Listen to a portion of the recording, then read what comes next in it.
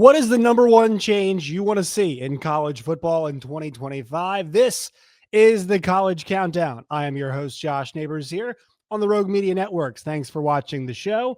Like the video, sub to the channel. Let us know what you think. Also, find us wherever you guys get your podcast. We're on Twitter at CC Podcast JN. I am at Josh Neighbors _.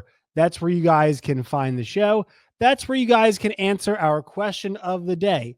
What is the number one thing that you would like to change in the offseason in 2025? Now, here's the deal. You can be idealistic with this if you'd like to. I'm going to go with a more realist approach. What is something that I can see happening in 2025, an actual change to college football as a whole, that I'm interested in? And I think there's a lot of ways to go. It's ironic because we're going to talk about Jim Knowles later on in the show as he goes from Ohio State to Ohio State to Penn State and becomes the highest paid coordinator in all of college football. And I don't think it's necessarily undeserved.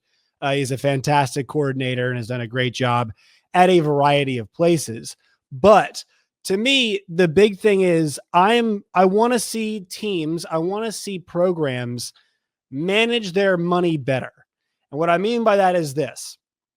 I want to see them start running like pro organizations, because I think inevitably that's what's coming. I think inevitably they're going to be pro organizations. They're going to have salaries. They're going to have salary caps. They're going to have contracts. They're going to have to figure out how to manage all the money better. And a big part of that is going to be, how do you manage roster talent, roster payment, and coaching payment? Because if we're going to head towards a salary cap society, let's just say we take the top 60 in college football and put them in one league, top 40 in college football and put them in one league, which I think inevitably is where most folks feel like the sports as a whole are heading. How do you distribute funds is going to be a big way teams win, right? And they cap coaches' salaries, because right now a lot of the money that athletic departments have, they'll put it towards coaching salaries, because not a lot of their money they have is going towards player payment. And it's going to go towards player payment, I should say. It's going to be going towards the players getting some of that money.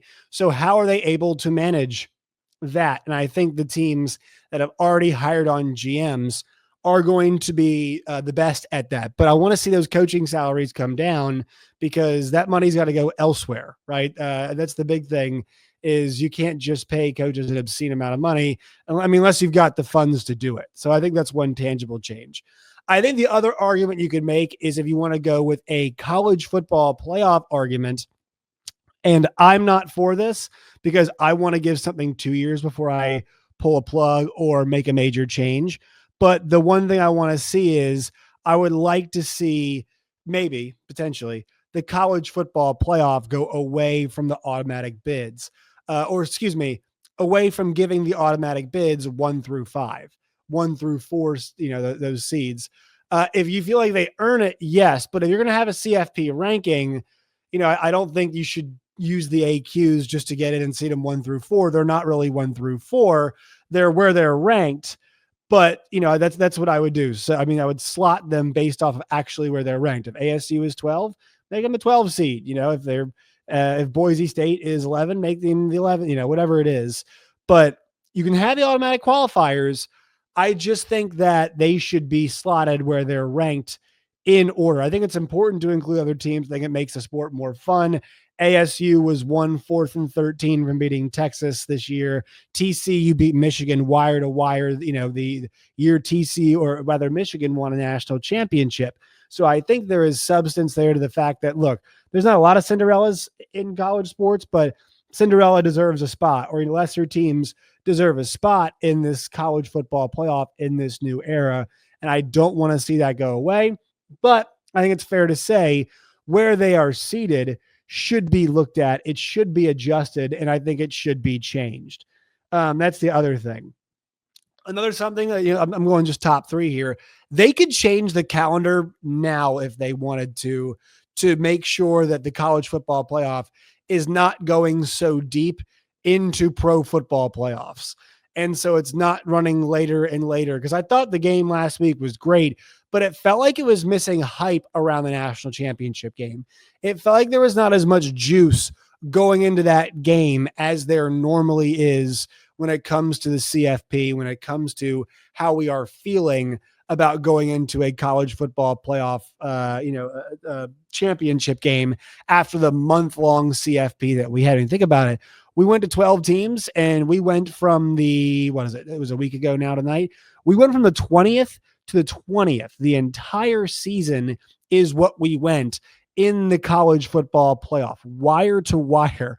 It took us that long to get there. And so in the CFP, it took us an entire month. So I'd like to move that up so we're not finishing so deep into January. I think that's a pretty reasonable thing to posit and to ask. Once again, I would not pull the plug on the CFP stuff, 12 teams to 14 teams. Yet I want to see one more year of it. Even the AQs, I want to see one more year of the AQs being 1 through 4. But that's a change I think we should ponder. Then the schedule obviously is when we should. And then from a team perspective, I'd like to see teams start managing their money better, like they are a pro team. And the problem is folks in college, not just college athletics, folks across universities are bad at managing money, period. Sometimes I think there is a bit of a, kind of hullabaloo, but I think education, they're not always the best at managing funds. That's where I think education kind of runs into other stuff, is that they're not always great at managing their cash. They're run too often, in my opinion. Not enough like businesses, schools are at times, or they're just a bit more frivolous. They're kind of, giving too much money to some certain things in some certain ways, I would say. Let me know what one changes you guys want to see. And I would say, once again, be rational, be reasonable. What's something that we could actually see change? I don't think going from 12 to 14 should happen just yet, but it definitely could here in the next year or so. I could see that 100% changing this offseason. Transfer window, I think that's something that we could see lobbied to be changed, but I am dubious about the legal challenges that it will face. And so I'm unsure of that. But I'm not saying it's totally unreasonable to think that it would happen. Okay. So I don't think you'd be out of your mind for saying something like that. But let me know. Once again, you can say it in the comment section, like the video, all those kinds of things. It helps out a lot. All right. Jim Knowles goes from Ohio State to Penn State. This one is very interesting. Wins a championship, and then he is moving on from OSU to Penn State. He is a Pennsylvania guy. He's from Philadelphia. He's going over for $3 million. It's a 3-year deal.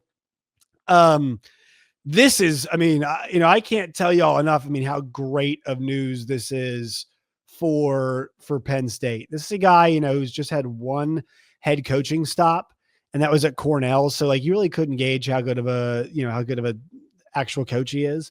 But he's had just a ton of interest in being, an assistant. Look at the run he's had since Cornell. Duke at DC, very good DC there. Goes to Oklahoma State, really good DC there for 3 years. Then he goes to Ohio State, an incredibly good DC there for 3 years, right? This is a former Broyles Award finalist as well. And he's been top 21 season. So when we was OSU, they were top 10 in points per play allowed, opponents' points per game, opponents' rush yards, all that kind of stuff at Oklahoma State, which is not always common.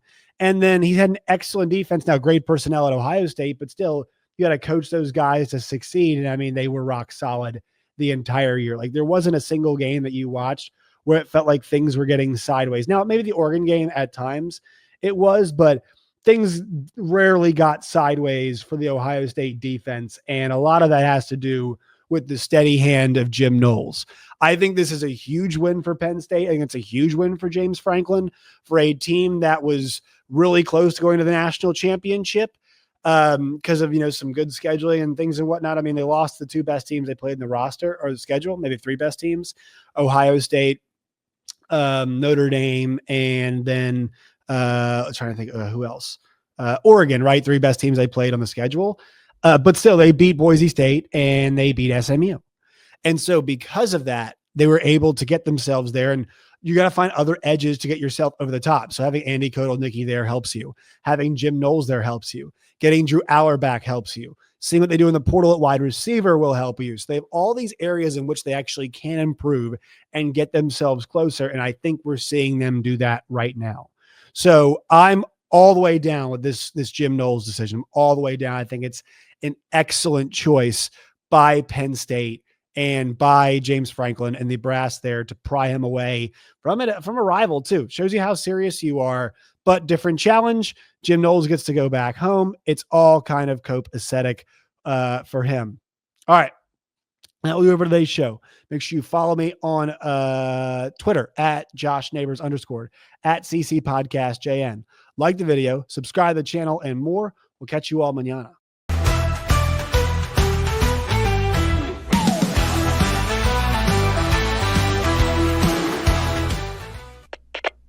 We are Rogue Media Sports.